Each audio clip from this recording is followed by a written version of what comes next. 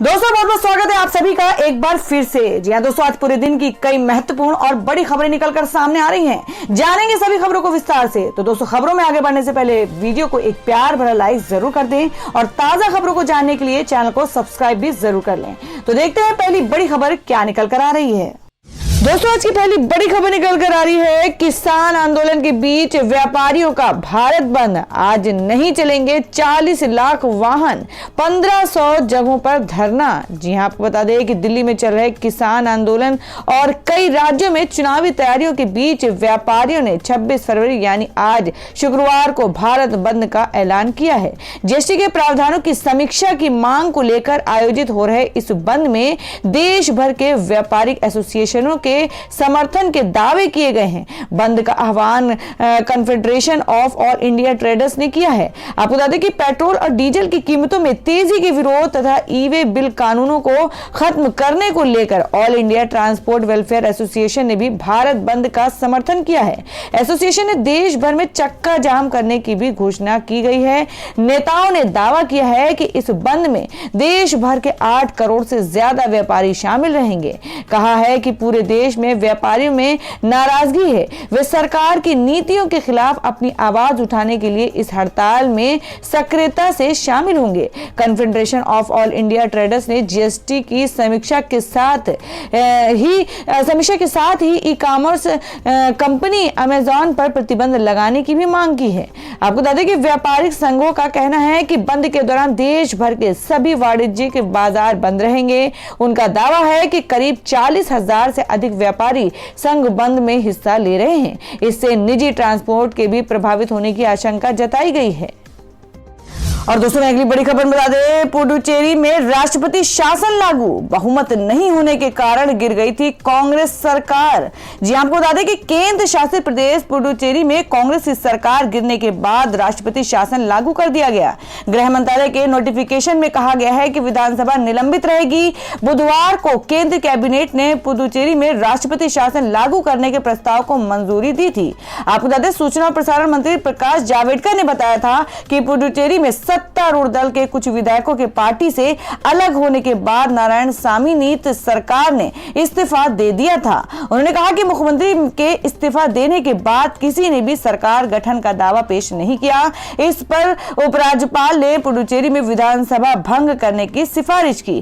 केंद्रीय मंत्रिमंडल ने इस प्रस्ताव को मंजूरी दे दी। प्रकाश जावड़ेकर ने बताया कि पुडुचेरी में विधानसभा चुनाव की तिथियों की घोषणा आने वाले दिनों में होने की उम्मीद है और इसके बाद आदर्श चुनाव आचार संहिता लागू हो जाएगी। बता दें कि पुडुचेरी के मुख्यमंत्री वी नारायणसामी ने सोमवार को विश्वास मत पेश किए जाने के बाद मत विभाजन से पूर्व उपराज्यपाल तमिलिसाई सौंदरराजन को अपना इस्तीफा सौंप दिया था। और दोस्तों अगली बड़ी खबर बता दें कि नीरव मोदी के खिलाफ भारत को बड़ी सफलता, ब्रिटेन की अदालत ने प्रत्यर्पण को दी मंजूरी। जी हां, आपको बता दें कि नीरव मोदी के खिलाफ ब्रिटेन में 2 साल तक कानूनी लड़ाई के बाद भारत को बड़ी सफलता मिली है। ब्रिटेन की अदालत ने भारत की अपील को स्वीकार करते हुए नीरव मोदी के प्रत्यर्पण को मंजूरी दे दी है। पीएनबी घोटाला मामले में भगोड़े नीरव मोदी को लेकर ब्रिटेन की अदालत ने मनी लॉन्ड्रिंग के चार्ज को स्वीकार किया है। आपको बता दें कि ब्रिटेन में नीरव मोदी के प्रत्यर्पण मामले की सुनवाई कर रहे जज ने कहा कि नीरव मोदी ने सबूतों को नष्ट करने और गवाहों को डराने की साजिश रची है। कोर्ट ने अपने फैसले में कहा है कि नीरव मोदी के खिलाफ भारत में एक मामला है जिसका उन्हें जवाब देना है। फैसले में नीरव मोदी के खिलाफ गवाहों को डराने की साजिश रचने और सबूतों को नष्ट करने की बात भी की गई है। आपको बता दें कि वेस्टमिनिस्टर मजिस्ट्रेट कोर्ट के डिस्ट्रिक्ट जज ने यह भी स्वीकार किया है कि नीरव मोदी के खिलाफ प्रथम दृष्टया मनी लॉन्ड्रिंग का मामला बनता है। कोर्ट ने कहा इनमें से कई मामले में भारत में ट्रायल होना है। मैं फिर से संतुष्ट हूं कि ऐसे कई सारे सबूत हैं, ये बताते हैं कि वह दोषी हो सकते हैं।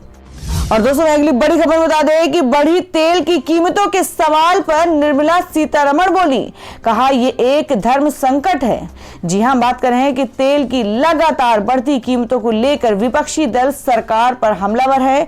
कई शहरों में पेट्रोल की कीमत 100 रुपए के करीब पहुंच गई है। तेल की बढ़ती कीमतों के बाद लोग सरकार से लगातार सवाल कर रहे हैं। ऐसे ही सवालों का सामना वित्त मंत्री निर्मला सीतारमण को अहमदाबाद के एक कार्यक्रम में करना पड़ा है। लेकिन निर्मला सीतारमण इस सवाल का गोलमोल जवाब देते हुए दिखी। आपको बता दें कि अहमदाबाद में एक कॉन्फ्रेंस के दौरान जब उनसे पूछा गया कि तेल की बढ़ती कीमतों पर सरकार लगाम कब लगाएगी, इस सवाल के जवाब में उन्होंने कहा, कब होगा इसके बारे में मैं कह नहीं सकती, अभी इस पर कुछ भी कहना धर्म संकट की तरह है। वहीं वित्त मंत्री सीतारमण ने बजट को लेकर कहा, यह नए दशक का बजट है। यह बजट साफ तौर पर कहता है हम निजी क्षेत्र पर भरोसा करते हैं और देश के विकास में भागीदारी के लिए आपका स्वागत है।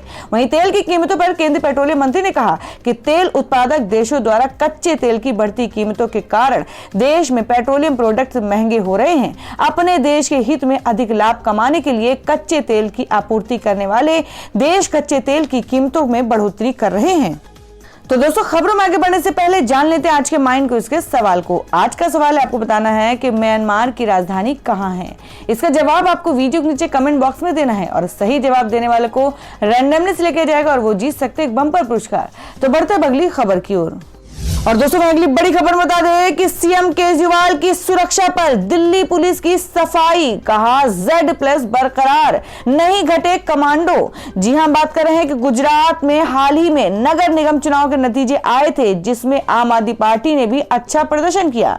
इस वजह से दिल्ली के सीएम अरविंद केजरीवाल गुजरात के दौरे पर जाने वाले हैं। उनके गुजरात दौरे से पहले आम आदमी पार्टी ने आरोप लगाया कि गृह मंत्रालय के निर्देश के बाद दिल्ली पुलिस ने सीएम की सुरक्षा में कटौती की है, जिस पर अब दिल्ली पुलिस ने भी सफाई दी है। आपको बता दें, साथ ही आपके सभी आरोपों को खारिज कर दिया है। मामले में दिल्ली पुलिस के पीआरओ चिन्मय बिस्वाल ने कहा है कि सीएम अरविंद केजरीवाल की सुरक्षा में कोई कटौती नहीं हुई है। इसके अलावा ना ही जवानों की संख्या में कोई कमी की गई है।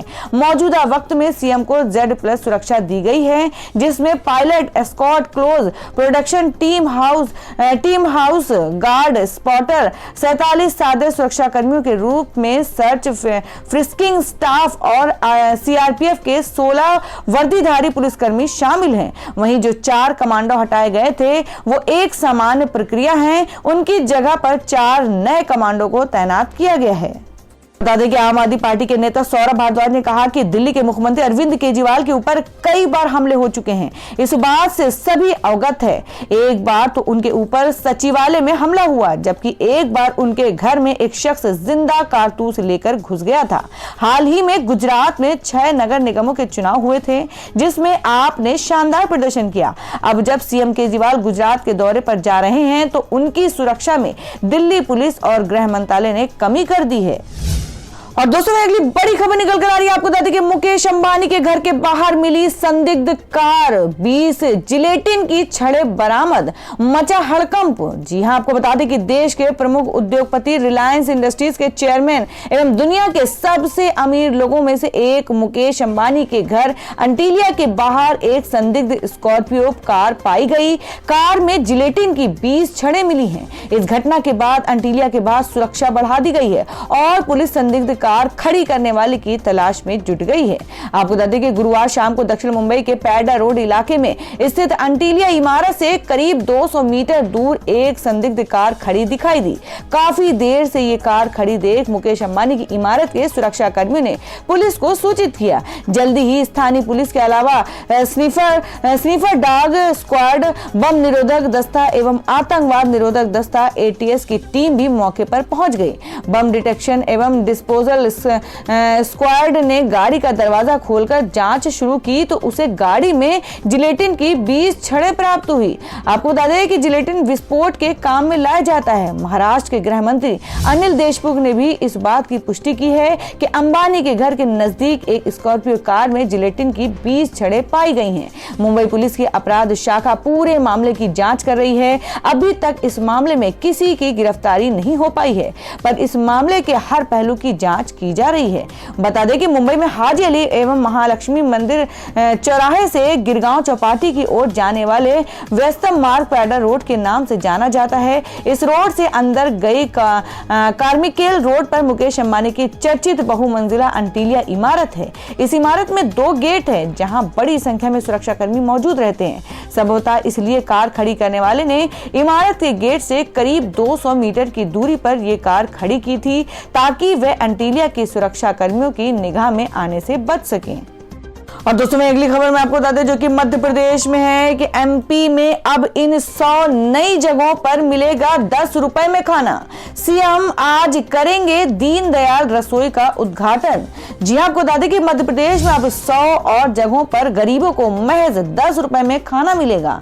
जी हां, मुख्यमंत्री शिवराज सिंह चौहान आज 100 नई रसोई का उद्घाटन करने वाले हैं। ये रसोई दीनदयाल अंत्योदय रसोई योजना के दूसरे चरण में बनाई गई है। सीएम दोपहर 3 बजे भोपाल के मिंटो हॉल से इन केंद्रों का वर्चुअल शुभारंभ करेंगे। इस मौके पर मुख्यमंत्री इंदौर, उज्जैन, मुरैना, धार और छतरपुर जिले के रसोई केंद्रों पर कुछ लोगों से बात भी करेंगे।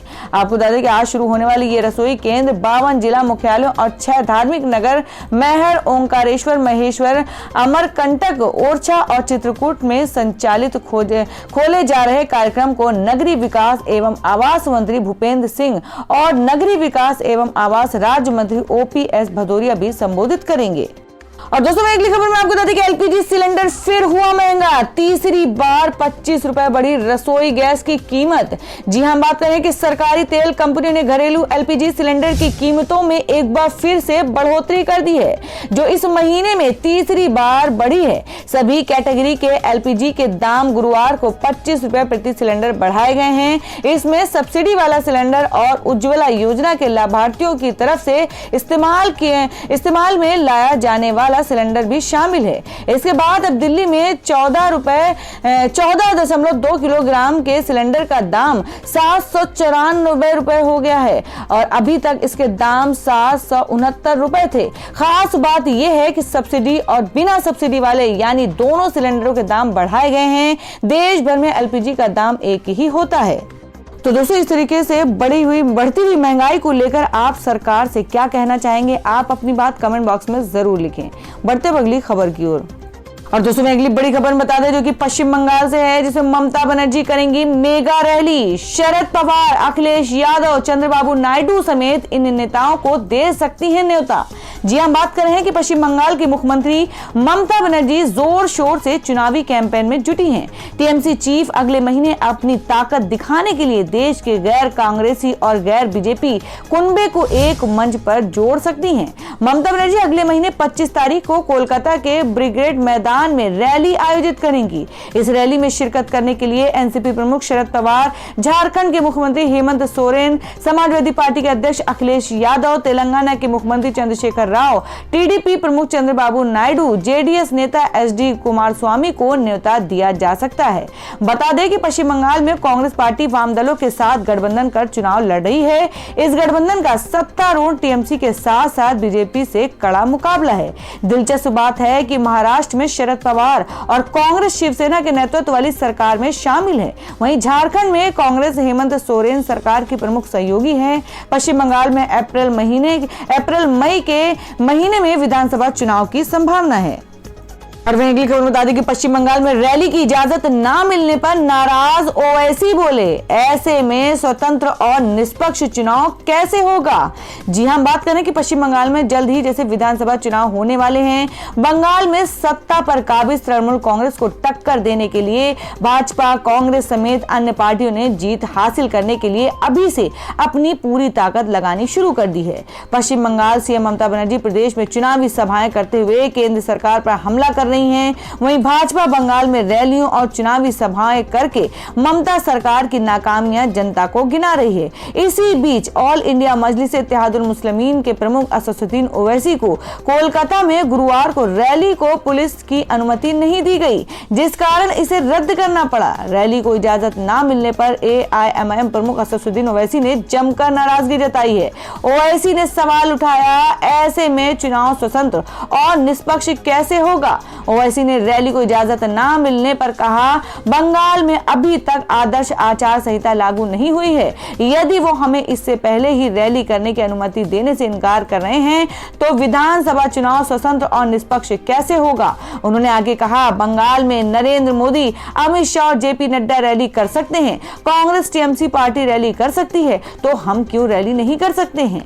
ओवैसी ने टीएमसी को बताया दो चेहरे वाला। ओवैसी ने ANI न्यूज एजेंसी को बयान में कहा कि टीएमसी के एमपी अभिव्यक्ति की स्वतंत्रता संविधान संसद में असंतोष के बारे में बात करते हैं, लेकिन उनके दो चेहरे हैं। ओवैसी ने कहा, दिल्ली में टीएमसी के नेता एक बात कहते हैं और पश्चिम बंगाल में बिल्कुल इसके अपोजिट करते हैं। उन्होंने कहा, अगर मैं पश्चिम बंगाल में एक जनसभा आयोजित करना चाहता हूं तो मुझे इजाजत क्यों नहीं दी गई।